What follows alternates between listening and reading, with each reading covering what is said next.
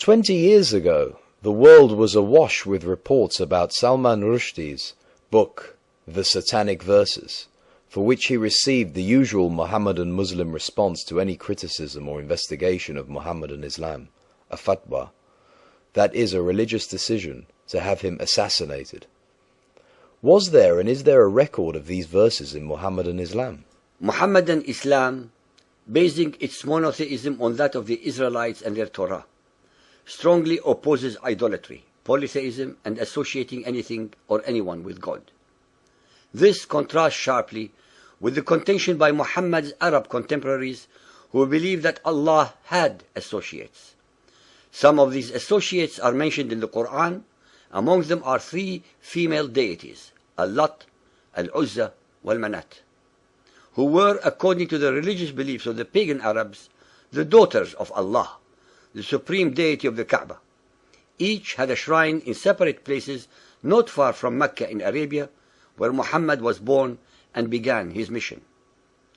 Although the Quran in its present form obviously rejects these deities, Muslim history asserts otherwise. The Islamic records assert that Muhammad actually spoke Satan's words as if they were the words of Allah. This event is documented by several early Muhammadan scholars and is referenced in the Hadith and the Quran. Later Muhammadan scholars, ashamed and embarrassed that their self-declared prophet spoke Satan's words, denied the event occurred. A myriad of excuses and contorted stories have been put forth by these later scholars to cover up Muhammad's sinful error. It must be very clearly pointed out that the Satanic Verses event is not something made up by non-Muslims. The event is recorded by the earliest Islamic sources available reporting on Muhammad's life. No one should think that it is a story made up by people who are critical of Islam. It is an episode directly found in the early Islamic records. This subject is one of the most controversial in Muhammadan Islam because allegedly Satan was able to deceive Muhammad and thus insinuate himself in the Quran by causing Muhammad to recite his words as if they were Allah's words. Muhammadans always use the mantra, "Bring forth the proof." Well, the proof is as follows. This event is actually documented by the four early biographical writers of Muhammad's life: Ibn Ishaq's Sirat Rasulullah, Al-Waqidi, Ibn Sa'ad's Kitab al-Tabaqat al-Kabir, and Tabari's History. The Hadith and Quran also contain direct references. Additionally, several other Islamic scholars on Hadith, called traditions, support the event's occurrence, such as Ibn Abi Hatim, Ibn al-Munzir, Ibn Marduya, Musa ibn Uqba, and Abu Ma'shar. It is all the more strange that Ibn Hajar, a recognized authority on traditions, insists on the truth of this report and says, as we have mentioned above, three of its chain of narrators satisfy the conditions requisite for an authentic report. Because of time constraints, we shall explore Al-Tabari's version of the events, and those who need more detail should go to our definitions section in our website. Tabari Volume 6.107. Satan casts a false revelation on the Messenger of Allah's tongue. The Messenger of Allah was eager for the welfare of his people and wished to effect a reconciliation with them in whatever ways he could. He longed in his soul that something would come to him from Allah which would reconcile him with his tribe. With his love for his tribe and his eagerness for their welfare, it would have delighted him if some of the difficulties which they made for him could have been smoothed out. And he debated with himself and fervently desired such an outcome. Then Allah revealed, chapter 53, verse 19, "Have ye thought upon Al-Lat and Al-Uzza, and Manat the third the other?" At this very moment, Satan allegedly cast on his tongue, because of his inner debates and what he desired to bring to his people, the words, "These are the exalted Gharaniq, whose intercession is to be hoped for." When the Quraysh heard this, they rejoiced and were happy and delighted at the way in which he spoke of their gods, and they listened to him, while the Muslims, having complete trust in their Prophet in respect of the messages which he brought from Allah, did not suspect him of error, illusion, or mistake. When he came to the prostration, having completed the surah, he prostrated himself, and the Muslims did likewise, following their Prophet, trusting in the message which he had brought and following his example.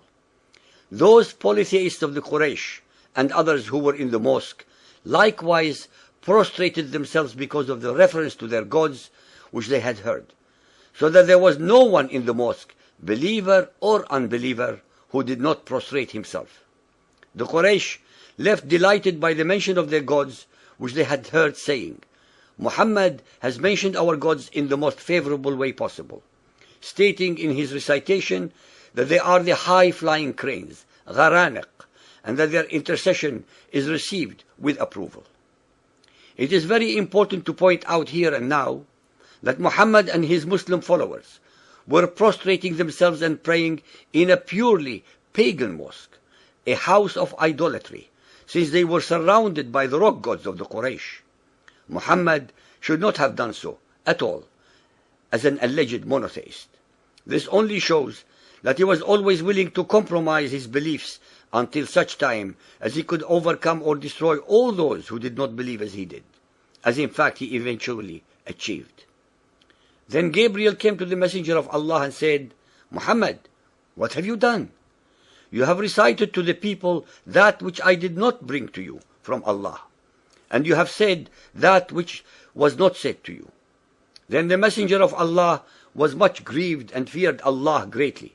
But Allah sent down a revelation to him, for he was merciful to him, consoling him, and making the matter light for him, informing him that there had never been a prophet or a messenger before him, who desired as he desired, and wished as he wished, but that Satan had cast words into his recitation, as he had cast words on Muhammad's tongue.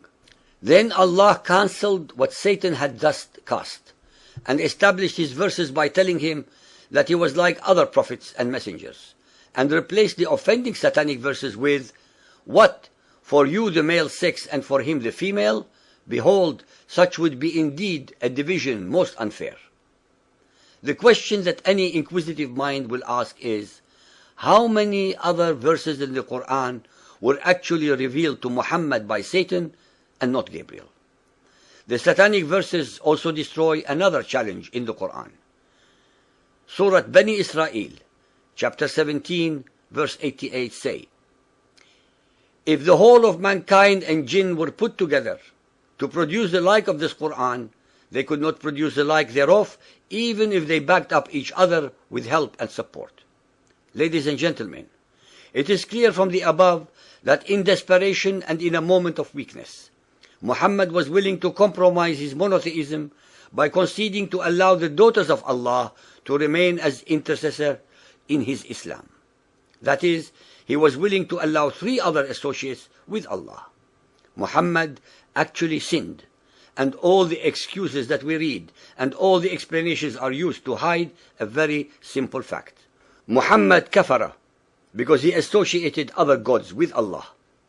When he realized the enormity of what he had done, he repented, and to rectify his error, he first accused the innocent Satan of having tricked him, and then revealed the very conveniently descended abrogating verses, followed by others in which Allah only admonished him and made light banter of his enormous sin. Neither Satan, Gabriel, nor Allah were involved. It was all Muhammad at his very best, deceitful, wily, beguiling, and very much in control of his mostly very superstitious, ignorant, fearful, illiterate, and totally obedient flock.